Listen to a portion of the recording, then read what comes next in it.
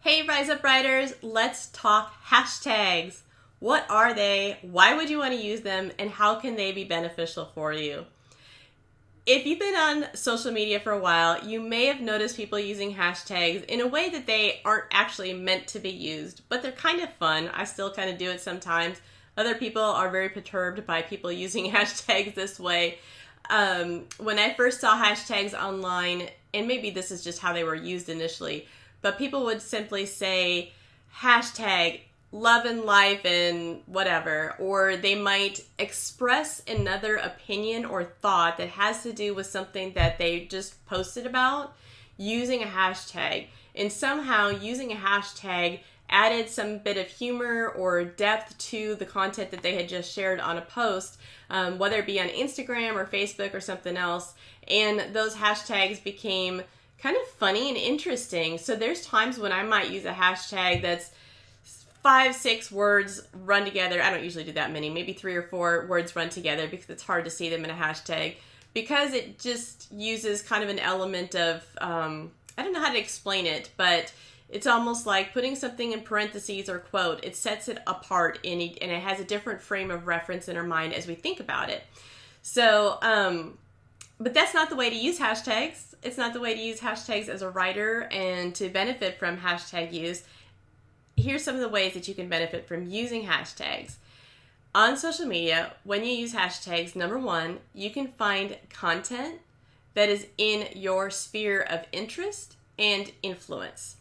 So, for example, if you're a writer and you start using the hashtag #amwriting, which is a large one, it's used by lots and lots of people, then you're going to maybe find some content that has to do with writing that you might share with an audience if you wanted to share writing content.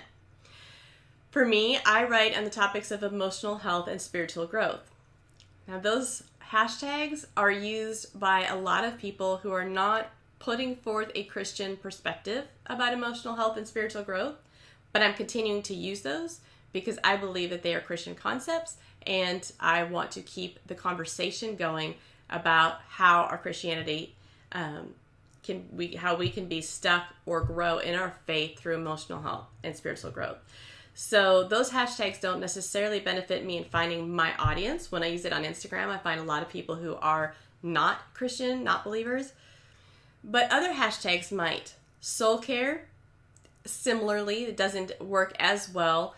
But when I look up concepts of Christian counseling or Christian counselors, I not only find content that I can share with readers that I serve, I also find connection with other people in my sphere of influence, the realm that I work within. And I have a passion in counseling. I'm not a counselor. I do a lot of training, but I'm not licensed or a professional counselor. But I can learn a lot from them, and I can connect with them for future projects together, or just see what God does through those connections, because I really want to know what they're doing to serve the Christian community through Christian counseling. Maybe you do devotionals, and so you might find a hashtag for faith devotionals. You know what? Here's the thing that you can do with hashtags. I don't know what they all are, but what you can do on Facebook, Instagram, Pinterest, Twitter, search a hashtag, and as you start typing in that hashtag, see what else comes up. In Instagram, I don't know if this is the true for Twitter, but I know in Instagram, if you start typing it in, you're going to notice how many people posted under that hashtag. It could be a couple million, it could be hundreds of thousands, it could be 10,000, it could be 200.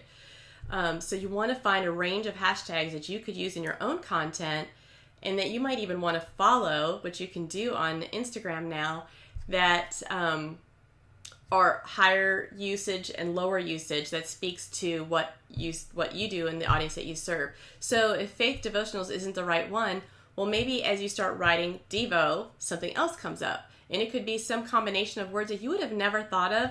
I don't know what they are, but you can do the search on it. It could be faith something else. So hashtags, let me go back to explaining what they do and how they're helpful. So when somebody is interested in a particular topic, and I'll say illustrated faith, is one, because I think Illustrated Faith is maybe a company as well, and that's people who are doing a lot of illustrations with scripture either in their Bibles or in a journal somewhere, and it's helping them bring their faith alive. But a lot of people do this, so they may be interested in following the hashtag Illustrated Faith, or looking on Pinterest, hashtag, however you want to do it, Illustrated Faith, and then they can find all kinds of content that is specifically tagged for Illustrated Faith. Granted, some people don't use it correctly, and you got to filter through some junk that people put out there, but most of these platforms are diligently working on catching the spammers and the people who are tagging things that don't make sense, because they want good feeds that you are interested in, because it keeps you engaged on their platform. So that is a way of finding, so use it in the search. You can use it in Pinterest. Now, Facebook is a little bit different. I don't know all the specifics with Facebook, but people will say that, I've heard, okay, not to use more than 3 when it comes to Facebook. Facebook has their own algorithms, and it's hard to figure out sometimes. I use some on Facebook, and sometimes I inadvertently have a lot on Facebook because I'm sharing an Instagram post. Some people will, I use the hashtags in my Instagram initial post. Some people will put them in the comments only. I don't do that. I'm not sure how that impacts the Instagram searches. There's other gurus that know far more than me. They can tell you about that. But just to get started, understand that hashtags are used to find content and connection, okay? Online, on Twitter, I will find other hashtags that help me connect with people, again, who are in my sphere of influence. And as I start to notice that other people are using those hashtags, I want to engage with them. And that will also help me find new people that I can follow, and they might follow me back.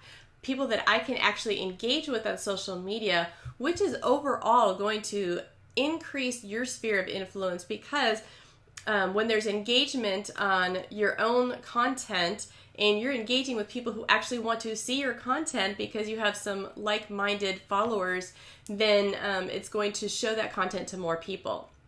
So I like to use the hashtag. I follow some specific ones for both the Rise Up Writers accounts that I have, the 3 accounts I have actually, Rise Up Writers, Unleash Sheets, and the Jolene U, which is my social media for cultivating life and emotional health and spiritual growth.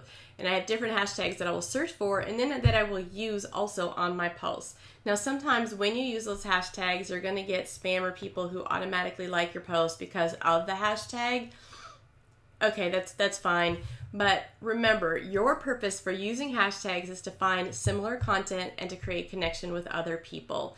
If you have questions that I haven't covered about hashtags in this video, please let me know. I had people in Rise Up Writers ask me, what are hashtags and how do I use them? Because maybe they're just starting in the writing journey and the social media platform journey, and they are not familiar with hashtags and how to benefit from them. I think they're hugely helpful, and I highly recommend including them, particularly in Instagram, Twitter, and Pinterest. Those are the top 3 that I think use hashtags very well. Best wishes to you as you connect with other readers and find content that you can connect with, and content to curate to share with your readers as well. Take care.